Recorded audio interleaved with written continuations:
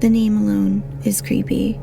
As soon as you hear it, you get an idea of what's in store for you, but that's hardly enough to prepare you for the legend itself. I can't tell you whether the original tale is true or not, but I can be certain of what happened to me at Bunnyman Bridge. The story goes like this.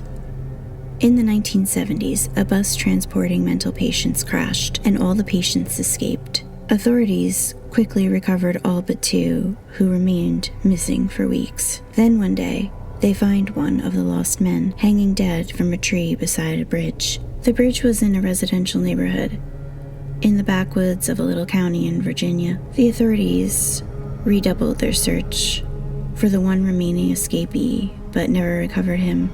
Months, then years passed, and nothing happened. Slowly, the event was forgotten. But then people began finding rabbits all over the bridge, dead rabbits, skinned and hung from the trees. Several times a year, a few rabbits would be found. This was the beginning of the legend. The story started circulating naturally, and one Halloween night, curious teenagers drove out to the bridge. They were found later, hanging from the tree around the bridge, killed in the same manner as all the rabbits. And that's the legend of Bunnyman Bridge, as I've heard it 1,000 times since middle school. It was just a few months ago that my friend Layla and I decided to visit the bridge. She's been there before and was eager to show me. It was a little past midnight when we left, and I was driving. The trip there is creepy enough in its own right. The winding narrow roads are flanked by thick forests with breaks in the wall of trees only every half mile or so for the wide-spaced, expensive country homes. There are no street lamps. Without my brights, I could barely see where the next bend was. Layla was getting a little nervous, but I was more excited than anything. The sight of a legendary campfire story, I was thrilled by the prospect. It took us a while to find it. The roads are complicated and unfamiliar to us, and we had only the vague directions from Layla's friend.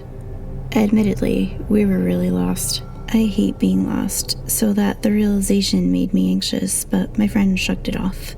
I remember she said, "Everyone gets lost back here, but eventually everyone just winds up at Bunnyman Bridge. We'll get there."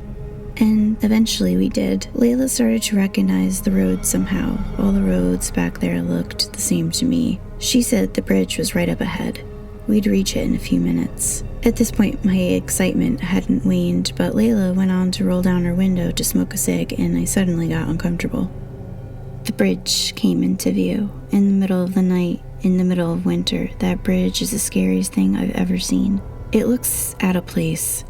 From a dead-on angle, with the leafless trees and dead vines obscuring all but the tunnel, it's intensely foreboding. From one side of the bridge, it's impossible to see to the other side. I drove straight under without hesitating, going a little fast, which apparently caught Layla off guard. "Wait!" she shrieked.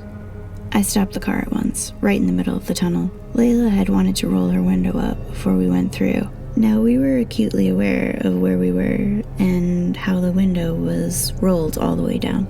Layla panicked as she tried to roll it up hastily and dropped her cigarette on the floor. Her window was left open as she dove to search for it in the dark. That was when I felt the car move. It moved. Not just a little, almost a foot. It felt like a push. Layla stopped cursing and we froze. We listened, then we heard it. A low, dark grunt. And a long exhalation. I can't accurately describe it. It sounded human, but off. The realization hit us right then. Layla's frantic whisper reached me the second I reached for the control. The window went halfway up, but it chose that moment to do that annoying thing it sometimes does. It stopped, clicked, and then went all the way back down. Layla, who wasn't aware that the window ever did this, and therefore surely was more terrified by it than I was, and I was pretty freaked. I started the car in a heartbeat and floored it. On the other side, I reversed into a clearing and turned around. We sped back to the bridge and saw nothing, absolutely nothing, and I was looking, but as we drove under it, it felt like I hit something. My car went up as though there were a speed bump there, and we heard a dull thud at the back windshield as we cleared the passage. The window was jammed now, the cigarette was stomped out beneath Layla's feet, and our hearts were pounding. We got lost on the way back too. In some ways, that was almost as bad as being under that bridge.